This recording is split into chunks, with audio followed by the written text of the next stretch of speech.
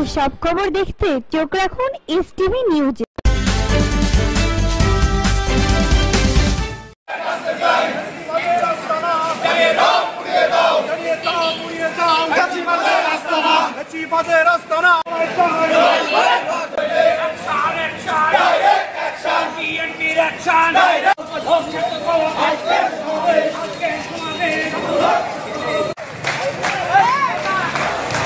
বিএনপির ভারপ্রাপ্ত চেয়ারম্যান তারেক রহমান বলেছেন, অন্তর্বর্তীকালীন সরকারের রোডম্যাপ নির্দিষ্ট করতে হবে।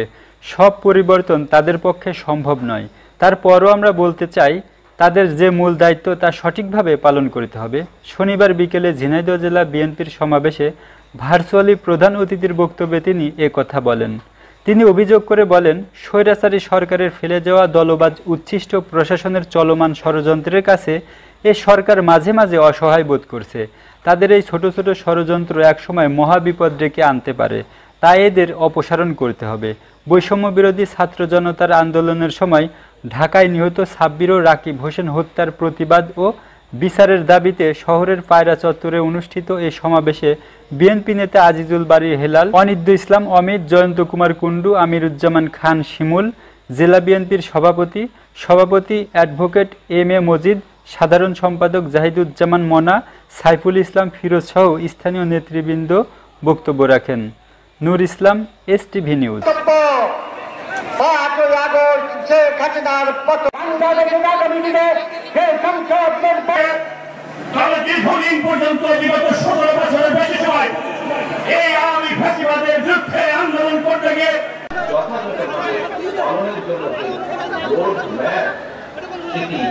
নির্দিষ্ট করতে হবে তাদের।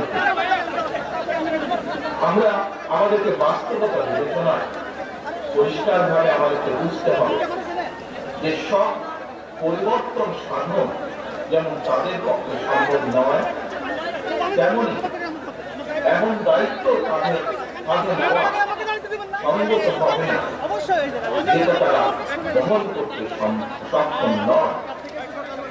প্রিয় ভাই বোনেরা, তারপরেও আমরা বলতে চাই, তাদের প্রতি আমাদের যে সমর্থন সেদিন ছিল, সেই সমর্থন তাদের প্রতি আমাদের আজও আছে। তারা জনগণের মূল যে দায়িত্ব পালনের জন্য আজ দায়িত্বভার গ্রহণ করেছে, সেই দায়িত্ব যাতে তারা সঠিকভাবে পালন করতে সক্ষম হন, সেই রকম সমর্থন তাদের প্রতি আমাদের অবশ্যই অব্যাহত থাকবে। প্রিয় ভাই বোনেরা, আমাদের আরেকটি বিষয় আজ অনুধাবন করতে হবে, বাস্তবতা বুঝতে হবে। স্বৈরাচারে ফেলে যাওয়া যে দলবাজ উচ্ছিষ্ট প্রশাসন চলমান ষড়যন্ত্রের কাছে কিন্তু এখনো আমরা দেখতে পাই যে বর্তমান এই অন্তর্বর্তীকালীন সরকার মাঝে মাঝেই অসহায় বা বিপর্যয় বোধ করছে। এর অবসান যদি না হয়, তাহলে দেখা যাবে যে এদের বেড়াজালে আবদ্ধ বর্তমান অন্তর্বর্তীকালীন সরকার ছোট ছোট বিপর্যয়কে একসময় মহা বিপদ হিসাবে নিজেদের সামনে দেখতে পাবে। পরবর্তী সংবাদ দেখার আমন্ত্রণ জানিয়ে শেষ করছি।